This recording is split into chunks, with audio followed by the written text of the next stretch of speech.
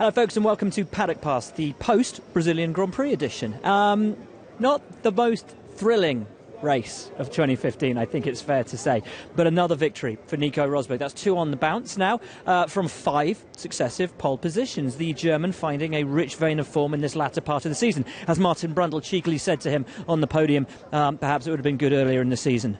Naughty Martin. So a race pretty much that was won on the Saturday, you'd have to say, with pole position.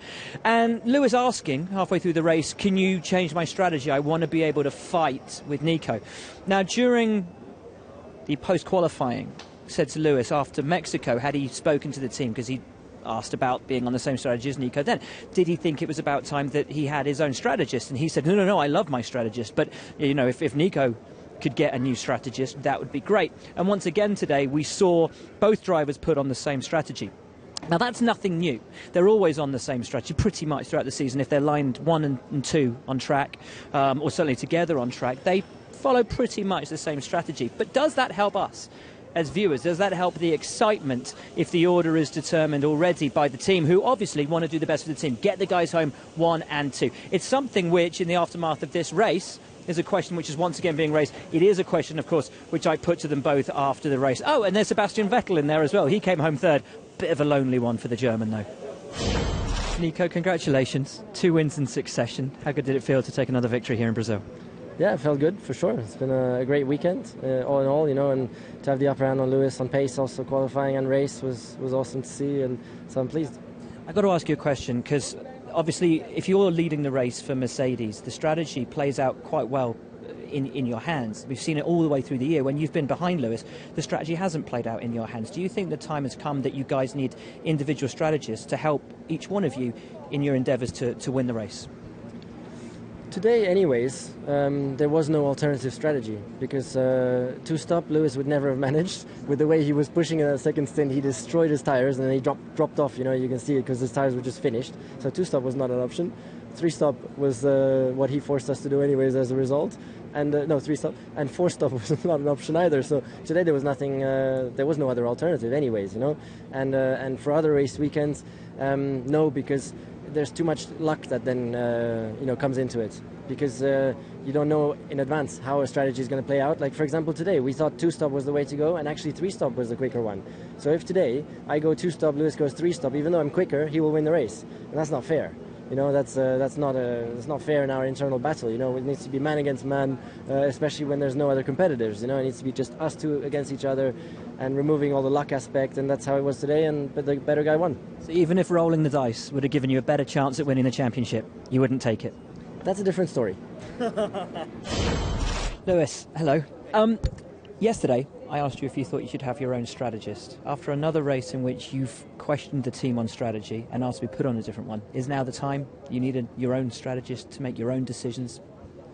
I don't know. I think the underlying scenario is that the team want to get 1-2 regardless. They don't care which one of us win, which is fine. But they're just going to do what they can to get the cars to the end. And if it means putting them on pretty much a similar strategy, that's what they'll do. They're not. It's not. So it's some racing, but then it's not. You know what I mean? It's a difficult position that they're in. They obviously want to get the 1-2 and not take any risks. So. You want to race, and we want to see you guys race. It would be wonderful if we could see that and we could hear that frustration in your voice.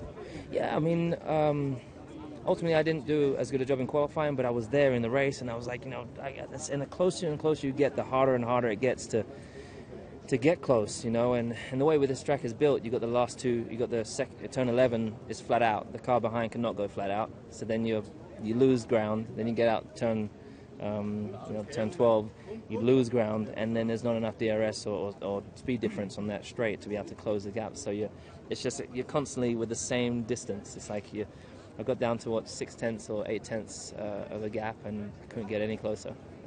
You never know with ground effect in 2017 that might make it easier to follow each other. I mean, if it does, great. I mean, I think they had ground effect before, did they not?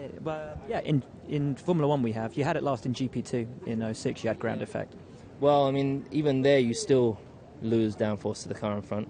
But in GP2 was way better than these cars in terms of being able to follow. And as you see, you probably see more exciting races in GP2 than you probably do Formula 1. But I don't think that's all of it. You know, it's the tyres. tires need to be way better. And then it's, I don't know what else it is. It's not DRS. It's something else that enables the with the car in front. When it has no one in front, will have 100% downforce, and as soon as the guy gets closer and closer, the percentage of their downforce drops. There needs to be something that possibly can stop that. You know, it might just be mechanical grip. I don't know what the answer is, but I hope someone can. There's all these smart people around. There's surely someone can come up with a solution. Well, obviously it's more exciting when you fight with other people through strategy on the track. But I think we were a lot closer, so there's plenty of reasons to be happy today. The gap was smaller than previous races, and we just seem to be able to confirm that things are heading in the right direction. Putting the softs on for your second stop, did you have any hope that you would be able to catch the guys by running that slightly alternate strategy to them? Well, we were trying everything. I think it was the right thing to do. I felt very good on the softs, better than on the mediums, but in the end it was not enough. But overall, I think, as I said, the gap was small compared to previous races.